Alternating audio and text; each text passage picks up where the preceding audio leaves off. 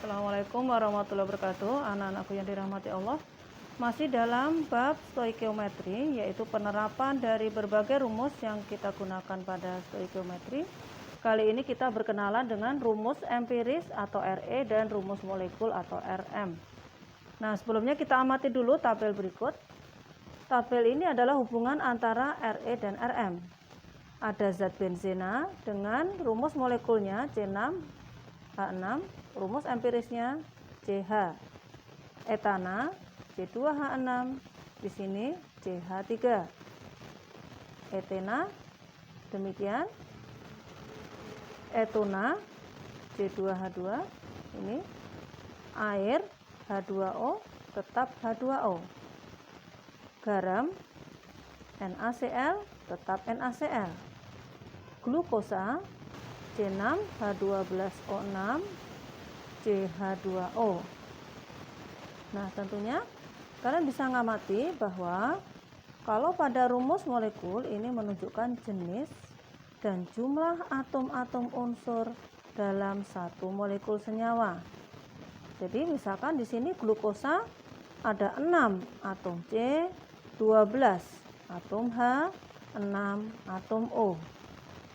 Nah, ternyata ketika menjadi rumus empiris hanya demikian. C1H2O1. Kalau ini tadi C2H2 ternyata menjadi CH.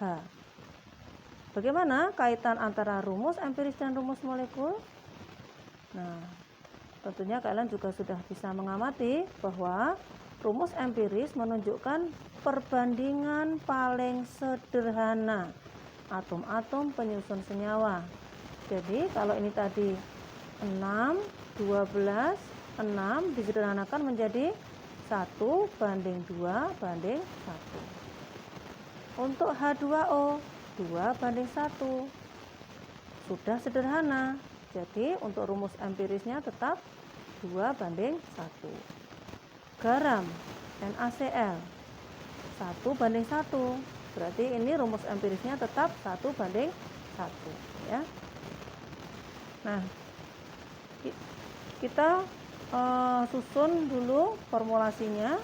Tadi untuk glukosa C6H12O6, perbandingan atom-atomnya adalah C, H dan O. Di sini ada C, H dan O dengan jumlah atomnya 6, 12, 6. Maka disederhanakan menjadi ini 1 banding 2 banding 1. Sehingga rumus empiris glukosa dari sini tadi yaitu C1H2O1, atau angka satunya tidak usah ditulis sehingga menjadi CH2O ya. Inilah rumus empiris dari glukosa. Nah, rumus empiris itu nanti menunjukkan perbandingan mol atom-atom penyusun senyawa. Jadi di sini angka 1, angka 2, angka 1 ini menunjukkan perbandingan molnya. Perbandingan mol kita peroleh dari yaitu data massa atau persen massa pada atom-atom itu dengan rumus seperti pada rumus massa pembahasan sebelumnya, yaitu massa sama dengan mol kali AR, massa atom relatif. Karena di sini atom berarti tunggal, sehingga kita gunakan AR. Dari rumus ini molnya bisa kita peroleh yaitu massa dibagi AR. Gini ya. Untuk perkembangan soal selanjutnya, misalkan kita diminta mengubah rumus empiris diubah menjadi rumus molekul. Misalkan rumus empirisnya yaitu ya, ini rumus empirisnya. Rumus empirisnya adalah CH2O. Nah, supaya si rumus empiris ini menjadi rumus molekulnya yang diminta ini ya. Jadi asalnya tadi CH2O diubah jadi C6H12O6. Maka CH2O harus dikalikan dengan bilangan. Bilangan ini kita sebut pengali. Nah, jadi misalkan tadi CH2O diubah jadi C6H12O6, berarti pengalinya berapa anak-anak? Di sini tadi asalnya C-nya 1, supaya jadi 6 berarti harus kali 6. Ini angkanya 2, supaya jadi 12 berarti 2 kali 6. Di sini angkanya 1, kali berapa supaya dapat 6, yaitu kali 6. Jadi faktor pengalinya ini adalah angka 6. Nah, jadi secara umum kita bisa menuliskan rumus empiris harus dikalikan dengan bilangan atau pengali, maka akan kita peroleh rumus molekul. Rumus molekul ini nanti diwakili oleh massa molekul relatif. Ya, sekarang kita terapkan pada contoh soal berikut.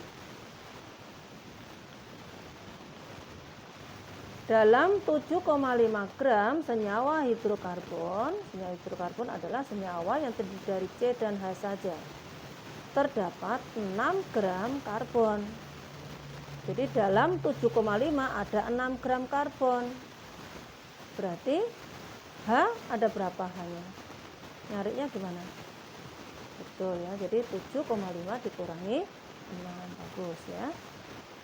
Kemudian massa molekul relatif, apa ini massa molekul relatif? Yaitu ml adalah 30. Tentukan rumus empiris dan rumus molekulnya. Jika diketahui massa atom relatif C12, H adalah 1. Jadi langkah pertama kita menentukan perbandingan mol dari masing-masing atom. Perbandingan mol kayak tadi yaitu massa per AR. Ya. Dari siapa? C dan H. Sekarang kita tuliskan datanya. C-nya tadi ada berapa tadi? Dari 7,5 C-nya 6. Berarti di sini kita tuliskan 6. Ya. Kemudian yang H, untuk H asalnya 7,5 dikurangi C, berarti tinggal berapa? 1,5 ya. Ini tadi 6 punyanya C, kemudian punyanya H cuma 1,5 dibagi AR-nya C. AR-nya C adalah datanya 12, AR-nya H datanya 1. Sekarang kita sederhanakan, ini 6/12 berarti 1/2. Ini 1,5 dibagi 1 ya, 1,5 dibagi 1. Nah, kita lebih sederhanakan lagi, berarti di sini angkanya adalah 0,5 dibagi 1,5. Untuk menyederhanakan anak-anak, caranya adalah di sini kan ada angka 0,5 dan 1,5. Kalian bagi dengan angka yang kecil. Ya, jadi di sini 0,5 dibagi 0,5.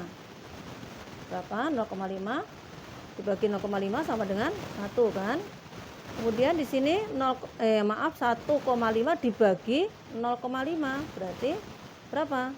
Sama dengan 3. Nah, inilah perbandingan paling sederhananya. Sehingga kita memperoleh rumus empirisnya adalah C1H3 atau kita sederhanakan CH3. Ini ya, mudah ya. Kita sudah menemukan rumus empiris. Sekarang kita lanjutkan ke penentuan rumus molekul. Kita tulis lagi rumus empirisnya. CH3 harus kali bilangan berapa yang nanti hasilnya sama dengan MR. MR-nya tadi adalah berapa? 30. Kita masukkan harganya AR-nya ini ya. Berarti ini kalau ditulis, dijabarkan berarti kan ini C-nya 1. Berarti 1 kali ARC ditambah, oh ya dikalikan dulu yang luarnya juga sekalian. 1 kali ARC kali N. Nah, begini biar simpel. Ya, ditambah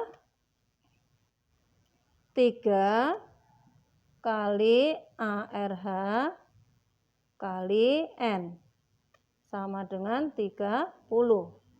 Kita masukkan harganya AR. AR-nya C 12, AR-nya H1. Berarti di sini 12N ditambah 3 kali 1 kali N. Berarti 3N. Sama dengan 30. Ini tambah ini berapa? 15. 15N sama dengan 30. Berarti N-nya berapa? Nyarinya gimana? Bagus. 30 dibagi 15. Berapa ini? 2. Pintar. Nah, kemudian kita masukkan N ini ke rumus empiris semula. Rumus empiris semula tadi CH3, ya kan? Harus kita kalikan bilangan. Nah, ini bilangannya udah ketemu. Masukkan ke sini. Kali 2. Berarti rumus molekulnya C2H6. Nah, keren kan? Ini namanya rumus molekul. Ya. C2H6 apa tadi namanya? Ada enggak tadi ya? Oh ya, ini ada, yaitu senyawa etana. Ya, etana. Dia hidrokarbon yang terdiri dari 2 atom C dan 6 atom H, ya. Nanti kalian akan lebih mempelajari lagi bab ini pada bab senyawa hidrokarbon, tentang tata nama dari senyawa hidrokarbon, kemudian dari rumus strukturnya dan sebagainya, ya. Jangan lupa ini tadi adalah rumus empirisnya. Kita sudah memperoleh rumus empiris.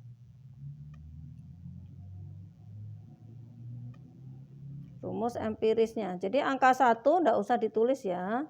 Di sini kan angkanya 1, enggak usah ditulis, langsung CH3 rumus empirisnya, kemudian rumus molekulnya itu. Nah, jangan lupa anak-anak, inilah penerapan dari stoikiometri. Ingat, kita tetap menggunakan satuan mol ya. Satuan mol. Mol itu temannya losen, temannya kodi, temannya gross. Jadi tidak usah bingung, kita tetap menggunakan satuan mol dalam berbagai hitungan di stoikiometri. Sambil mengingat, ada jumlah partikel. Jumlah partikel sama dengan mol kali tetapan Avogadro, yaitu simbolnya L besarnya 6,02 kali 10 pangkat 23. Kalian punya rumus massa. Yang tadi itu satuannya gram, yaitu dari mol kali AR jika tunggal atau MR jika jamak. Kemudian untuk volume pada kondisi standar STP satuannya liter. Kalian punya rumus mol kali 22,4 ya. Inilah seputar rumus yang kita gunakan dalam bab stoikiometri. Alhamdulillah bisa.